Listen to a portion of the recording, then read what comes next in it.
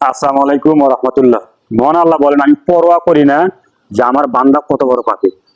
আনাস রাদিয়াল্লাহু তাআলা আনহু থেকে বর্ণিত, রাসূল সাল্লাল্লাহু আলাইহি ওয়াসাল্লাম বলেছেন, আল্লাহ বলেন, হে আদম সন্তান, আমি পরোয়া করি না তুমি কত বড় পাপী। তুমি পাপ করবে, আমি ক্ষমা করব। তুমি পাপ করবে, ক্ষমা চাইবে, আমি তোমাকে ক্ষমা করে দেব। তোমার পাপ যদি আকাশ জমিন পরিমাণ হয়, আমি পরোয়া করি না যে তুমি কত বড় পাপী। তুমি যত বড়ই গুনাহ করো না কে, ওই পরিমাণ ক্ষমা নিয়ে আমি তোমার সামনে উপস্থিত হব।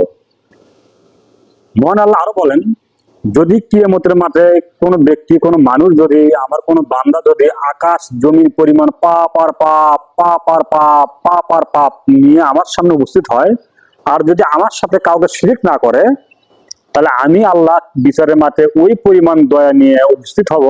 আমি আমার বান্দাকে ক্ষমা করে দেব, যদি আমার সাথে শিরিক না করে, অর্থাৎ আল্লাহ ব্যতীত কারো কাছে মাথা নত না করে, তাহলে আল্লাহ আমার আপনার পাপ ক্ষমা করে দিবেন। সম্মানিত উপস্থিতি, আমি আপনি খুব পাপ করছি বা পাপের ভেতর আছি, এ কথা ঠিক, নিরাশ হওয়ার কোনো কারণ নেই। মহান রব্বুল আলামিন আমাকে আপনাকে ক্ষমা করে দিবেন, যদি আল্লাহর সাথে শিরিক না করি, আল্লাহ বাদ দিয়ে অন্য কোনো মানুষকে না মানি বা অন্য কোনো জিনিসকে না মানি, তাহলে আমার আপনার যত পাপ আল্লাহ ক্ষমা করে দিবেন, আল্লাহ বলেছেন। আসসালামু আলাইকুম ওয়া রাহমাতুল্লাহ।